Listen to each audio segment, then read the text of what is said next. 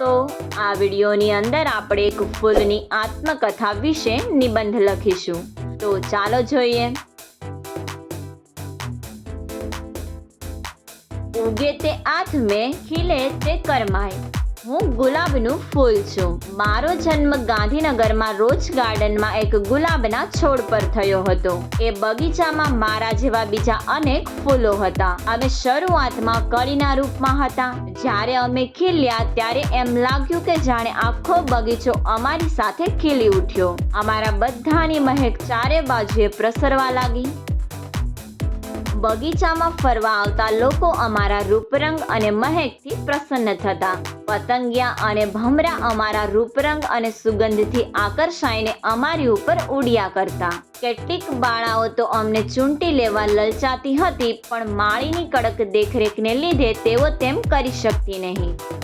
જે માળી અમારું રક્ષણ કરતો હતો તેણે જ નિર્દયી થઈને એક દિવસ અમને છોડ પરથી ચૂંટી લીધા અને એક વેપારીને વેચી દીધા. વેપારી અમને બજારમાં લઈ ગયો. તેને એક વરરાજા માટે ફૂલોનો હાર બનાવવાનો હતો. તેણે અમને સૌને એક દોરામાં ગૂંથીને વરરાજા માટે ફૂલોનો સુંદર હાર બનાવ્યો. પછી અમે વરરાજાના ગળાની શોભા બની ગયા. વરરાજાને એક ખુલ્લી બગીમાં બેસાડીને વરઘોડો કાઢવામાં આવ્યો. સુંદર પોશાકમાં સજ્જ થયેલા જુવાનિયાઓ બેન્ડના મધુર ધ્વનિના તાલે નાચતા હતા. વરરાજાના ફોટા પાડવામાં આવ્યા. અવારનવાર કેમેરાનો ઝબકારો જોવાની અમને મજા આવી ગઈ. વરઘોડામાં આવેલા તમામ લોકો ચીકી ચીકીને અમને જ જોઈ રહ્યા હતા. અમારા આનંદનો પાર ન હતો. લગ્ન વિધિ પૂરી થઈ.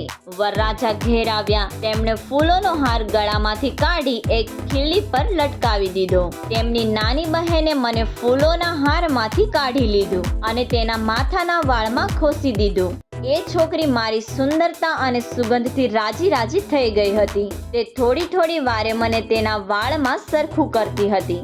મને તેની સાથે રહેવાની ઘણી મજા પડી. મારા પાલક પિતા માળીએ મને બગીચામાં દૂર કર્યું, પણ ત્યાર પછીની મારી જિંદગી આનંદ અને ઉલ્લાસમાં પસાર થઈ. રાત પડી ત્યારે વરરાજાની બહેન ઊંઘી ગઈ. હું તેના વાળમાંથી છૂટું પડી ગયું અને ધીરે ધીરે કરમાવા લાગ્યું. મારી સુગંધ પણ ઓછી થતી ગઈ. સવાર પડી. એક નોકર ઘરની સફાઈ કરવા લાગ્યો. તેણે મને કરમાયેલી સ્થિતિમાં જોયું એટલે ઉપાડીને કચરા પેટીમાં નાખી દીધું. બસ ત્યારથી હું અહીં કચરાના ઢગલામાં પડ્યું રહીને મારા અંતિમ ક્ષણની રાહ જોઉં છું.